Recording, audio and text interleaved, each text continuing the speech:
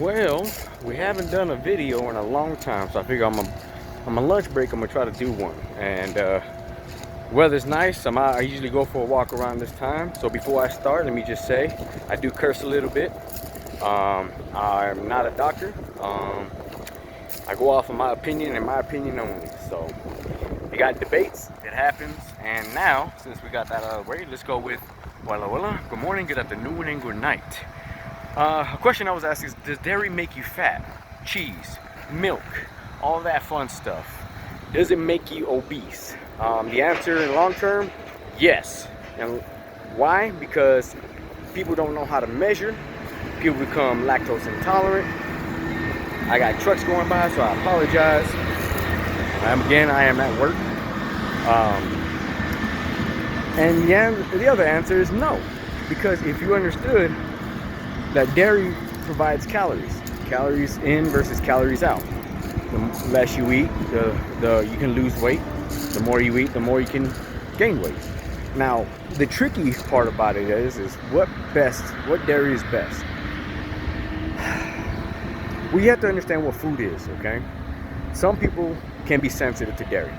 Okay, if they drink whey protein, which is derived from dairy, they can get a little bloated.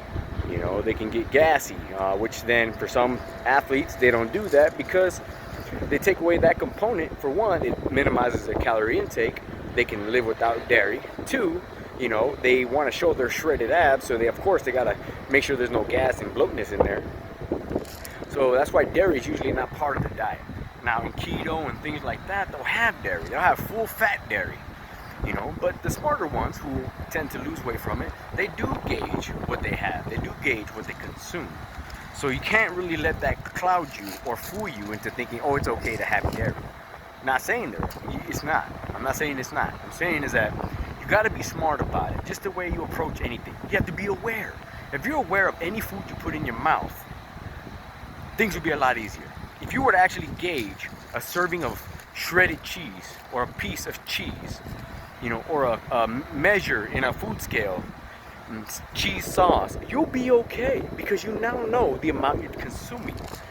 Now versus full fat to reduce fat, some people don't like the extra chemical nonsense. Those are the same people who also drink alcohol and think it's okay, that it's not going to cause harm, but the extra chemicals will cause harm. Sad to say, both will cause harm in large quantities. Hence that overall overused term, everything in moderation, right? Okay. Now, in my opinion, when it comes to cheese, yes, cheese is fine. I think cheese is perfectly fine. What do I think is awesome? I like, I'm being Latino, you know, panela, the Mexican type of cheese is from goat cheese or goat milk. They're usually full fat content, but you only need a little bit.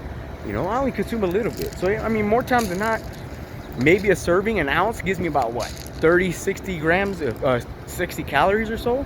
A couple grams of fat? All right, I can live with that. If that's all I need to keep myself under control. Or for example, let's say you're a big cheese lover. Low-fat mozzarella is perfect. The string cheese, you know, those things are awesome because you can just shred them up and you're good to go. So it doesn't matter what cheese you pick. You know, they all have a purpose of either helping you get through a meal, killing a craving. It's gonna help you regardless, you know. But you know, there's also good ones like cottage cheese, also a slow digesting cheese. In other words, it's labeled as a casein protein type of cheese. It slow releases into your body. So if you like something at nighttime, you got a little craving, you know, a couple eggs whites with some cottage cheese. Bam, you got yourself a little fast-acting and slow-acting proteins, which allow your body to absorb the aminos throughout the night. You know, depending on the person, of course. And that's the underlying statement, depending on the person. Underlining the person in general, you know. It's each person will react differently. Me, I'm not really sensitive to dairy at all. But how do you find this out? Well, it's pretty simple. Go a week with it, see how you feel. And then go a week without it. If you feel your digestive system's a little on track, you're retaining less water, you may not be dairy intolerant, but you might be a little sensitive to it, which is okay. A little sensitivity can go a long way. You know, a little cheese here and there, okay, cool, your day's over. Now, let's say if you're lactose intolerant, you get full blown blowing out the toilet seat and shit. Well, then, you know, it may not always be the best option. You know, there are substitutes. Again, almond milk is one. I'm not a big fan of the full alternative. I believe a little reduced fat is okay. That's just my opinion. But again, how many people measure what they're eating? When you put on cream cheese on a bagel, do you measure? Nah, you want that bitch covered.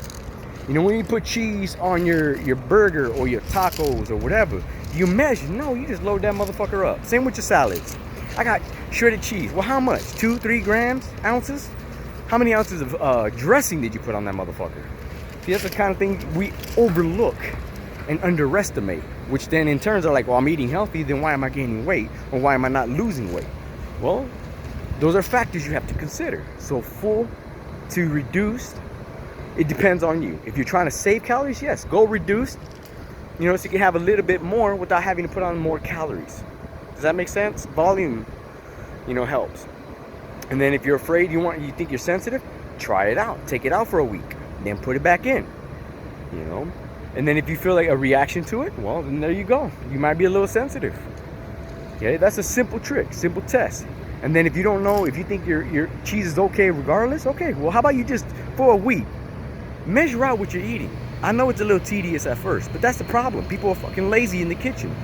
Check it out. A food scale costs $10 at Walmart or something. You know, or maybe less. It never hurts to get a better accurate to see where you're at.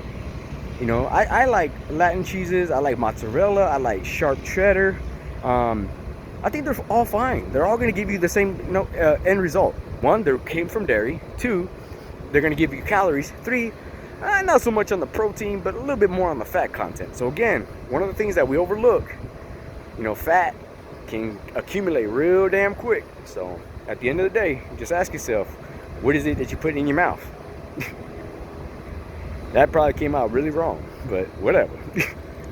Anywho, I hope this helps. If you enjoyed this kind of content, this kind of information, please let me know down below. You think I'm wrong? Let me know down below.